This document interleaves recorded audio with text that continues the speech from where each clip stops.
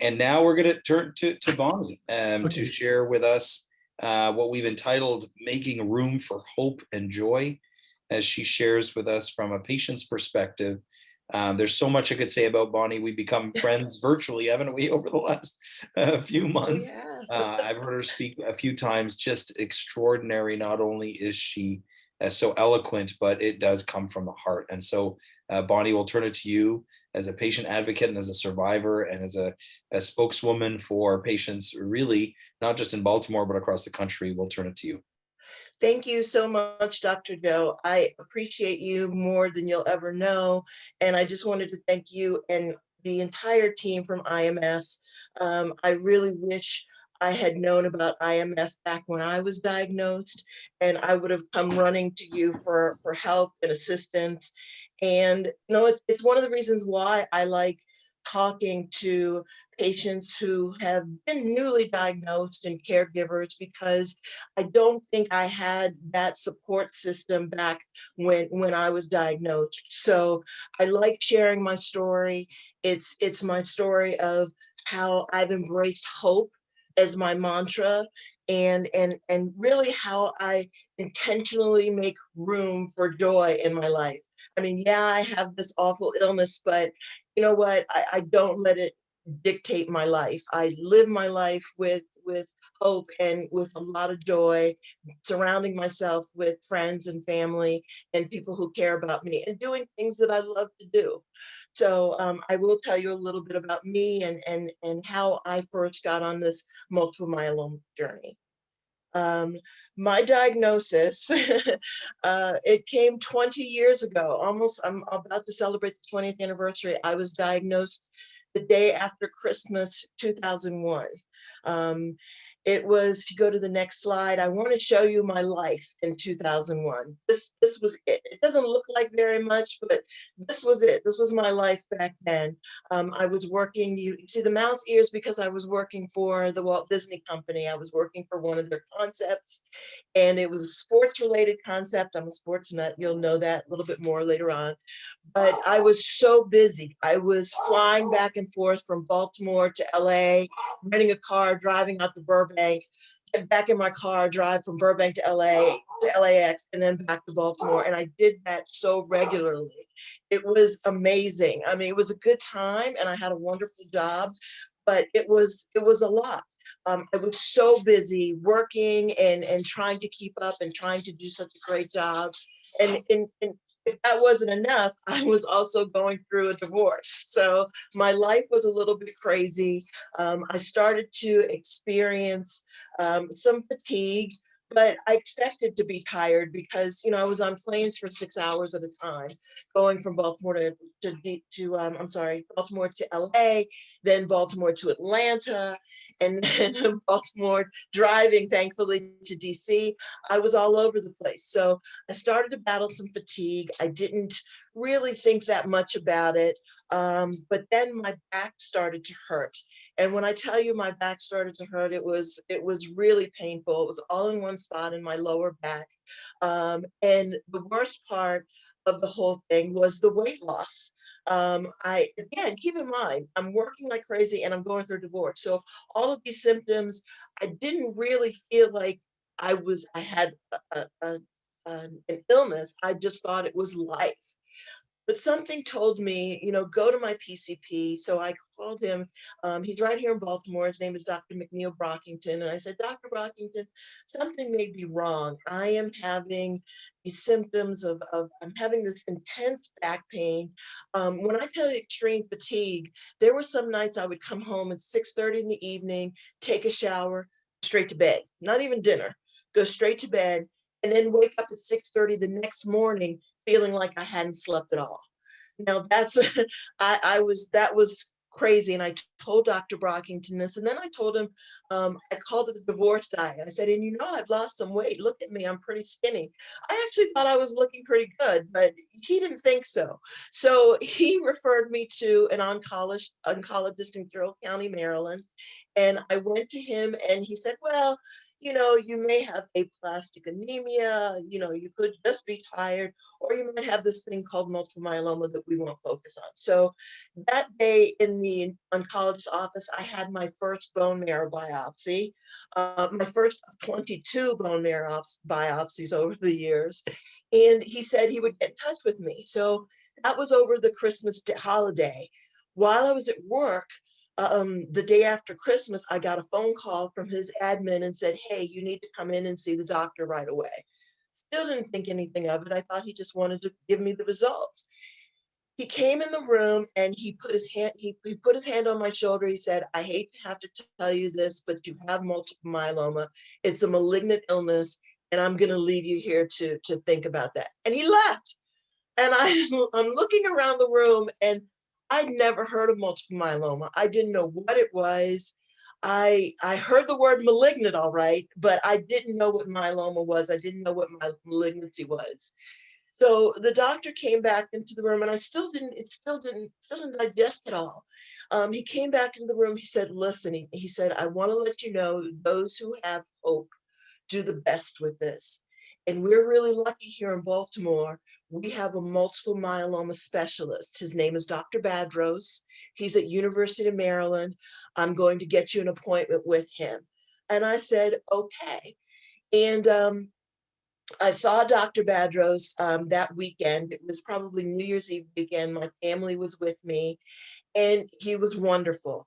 He just kind of laid it out on the table. And one of the things I'll never forget, and Dr. Badros, if you're still on, you may remember this as well, but there was bad myeloma, and it has something to do with the chromosomes, like in breast cancer. So I asked, what's the prognosis for bad myeloma? And he said 9 months. And I remember my niece getting really upset and walking out of the room. And I just sat there, and the first thing I thought of was, well, dang, I'm not going to make it to my birthday, because my birthday's in September. But I didn't have bad myeloma, thank goodness. We got those test results back. But Dr. Badros admitted me right away that weekend. I was in the hospital. My hematocrit was 15. And for those of you newly diagnosed, your hematocrit is supposed to be between 34, for an adult female, your hematocrit is supposed to be between 35 and 40, and mine was 15. I think I was so used to being sick and tired that I didn't know how sick and tired I was. So Dr. Badros, I got a round of steroids and blood transfusions. And after that weekend, I felt better than I had in months. And I thought that was the end, but that was really just the beginning. He was preparing me for a stem cell transplant. We were going to do an auto transplant because I didn't have a stem cell donor. So that's what we did. We did that in April of 2002. And I achieved what we used to call near complete remission after that stem cell transplant. Because I wasn't in complete remission, Dr. Badros put me on a clinical trial. And that clinical trial, and I apologize for my dog barking, that clinical trial was made up of the dexamethasone and the thalidomide. Now, I'll be honest with you, I did not like either of those drugs. The dexamethasone was a very strong steroid. I took it for the first few days of every month. And it was like I was on speed or something. And then I'd spend the next 4 days just crashing. And the thalidomide, I had to get a pregnancy test every month because the thalidomide was used back in the 60s, but it was found to have caused birth defects. So they made me take a pregnancy test every month before they dispensed the drug. But even though I didn't like the steroid and the thalidomide, that's when I went into complete remission, and I've been there ever since.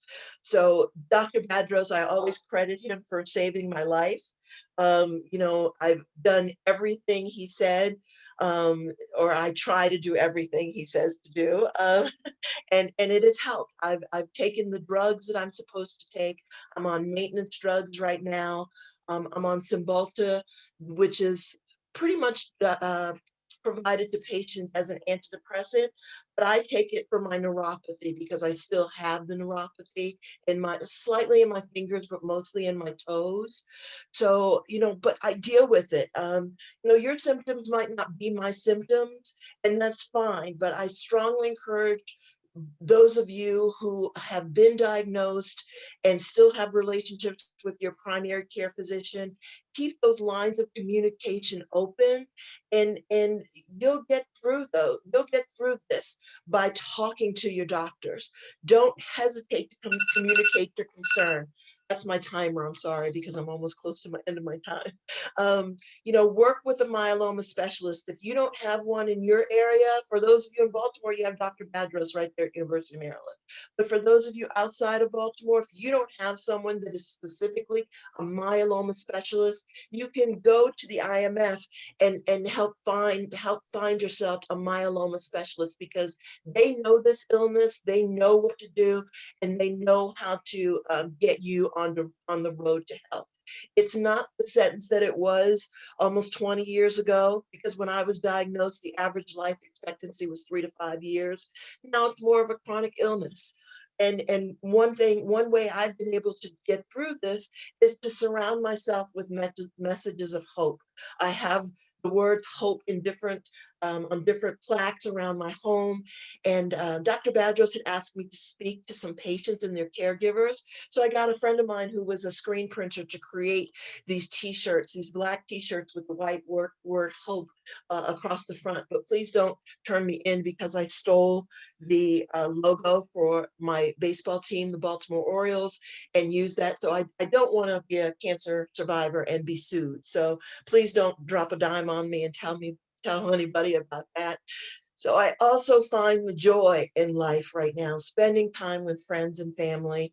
And, here are some of the things that have made me happy over the years. That top picture, for those of you in Baltimore who are Ravens fans, that's number 20, Ed Reed. He's in the Hall of Fame now, and we did a work event together. Another friend of mine was the head coach for the Cincinnati Bengals, and they played the Washington football team, the Redskins back then, Washington football team in London. And I called him and I said, I'm going on that trip.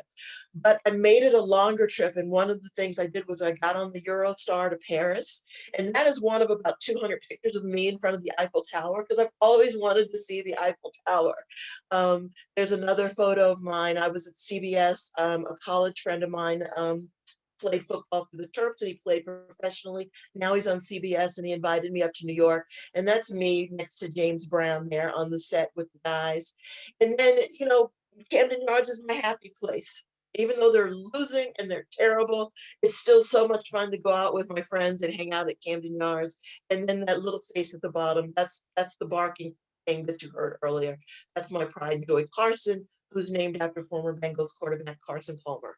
So that's me. And again, our situations may be very different, but I'm hoping you use this time to get to know, again, I can't enforce that enough, get to know your docs, but make that time for yourself.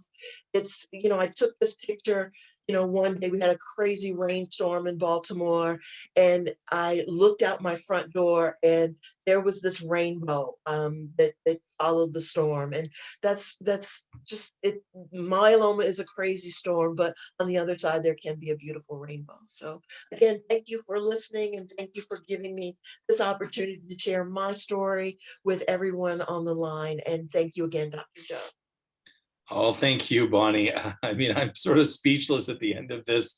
There's so much that we could say. Thank you for not just making t-shirts about hope, but giving us hope and being a hope to so many others. And even though you're a Baltimore Orioles fan, we're going to support you. And remember, Carson Palmer made his way to Arizona with Yes, time. that's true. So I'm an Arizona fan, and I just got engaged a few weeks ago in front of the Eiffel Tower. So I'm Oh my gosh, I'm with you on congratulations. that. So thank Well, you, I didn't Bonnie. get engaged, but I maybe next time I go, I'll figure that out. Sounds like a plan. But no, thank you honestly for being so open and honest with us and sharing your experience in myeloma with Dr. Badros and in your own life. And I say it all the time. I hope it never sounds trite, but I say to my patients all the time, I do not treat myeloma. I treat people. And we always want to view people that way.